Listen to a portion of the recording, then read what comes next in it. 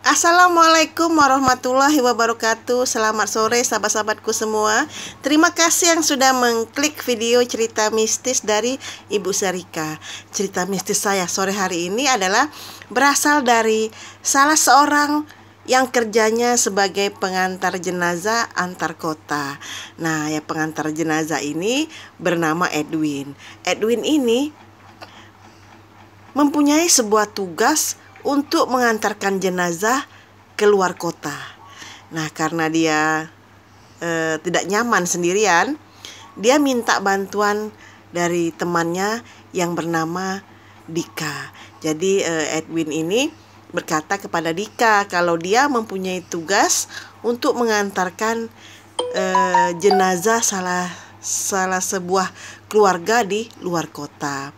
Akhirnya pagi itu dia langsung menjumpai temannya si Dika untuk bersama-sama mengantarkan jenazah keluar kota. Nah, pada waktu di perjalanan itu mereka dari pagi sampai jam 12 siang.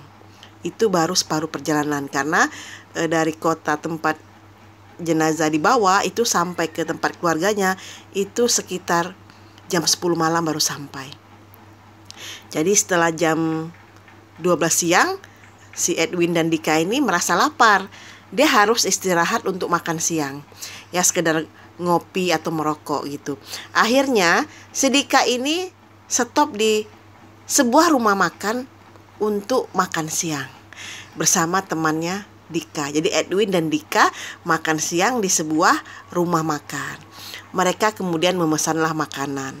Setelah mereka makan, akhirnya mereka memesan kopi, 2 cangkir kopi agar tidak mengantuk.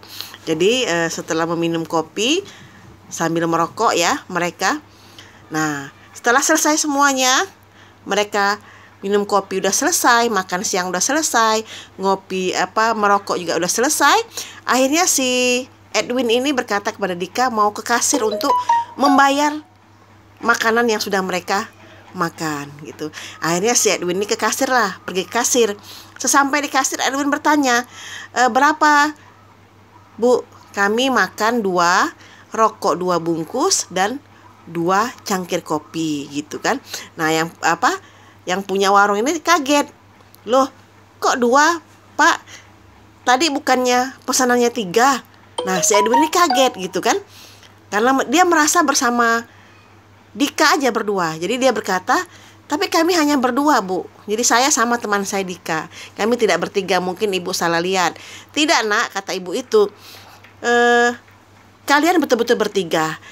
Ibu lihat tadi pada saat kalian parkir dan kalian keluar berdua untuk memesan makanan. Dari dalam mobil itu keluar 1 orang teman kalian lagi katanya. Dan duduk bersama kalian. Dan kemudian dia pun memesan sepiring nasi, secangkir kopi, dan sebungkus rokok. Jadi ibu lihat sendiri kalau orang tersebut itu keluar dari mobil yang sama dengan kalian.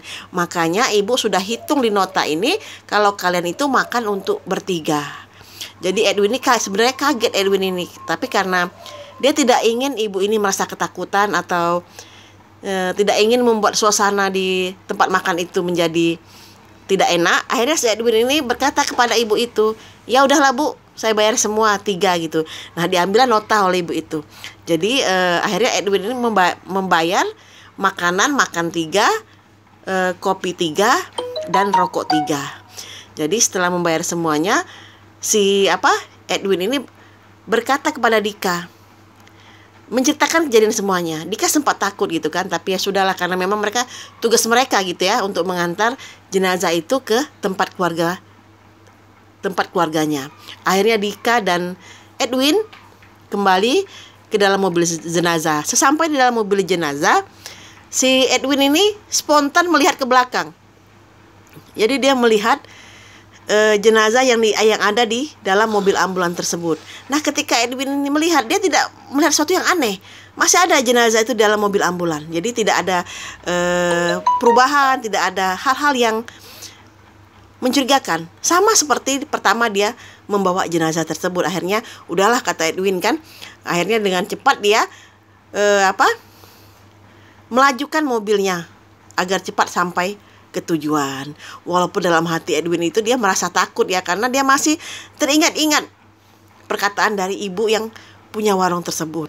Nah, akhirnya Edwin ini bersama Dika melaju cepat menuju kota di mana tempat keluarga dari jenazah ini berada.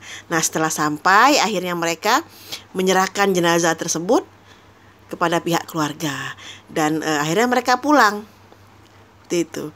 Nah, setelah mereka pulang, ada rasa takut di hati si Edwin dan Dika ini, tetapi mereka cepat menepis pikiran-pikiran aneh yang masih menghantui mereka. Dan cerita mistis itu sampai sekarang tuh masih diingat sama Edwin, tentang kisah dia di mana dia mengantarkan jenazah dan mengalami kejadian mistis di rumah makan tersebut. Ngeri ya. Itulah cerita mistis saya pada sore hari ini.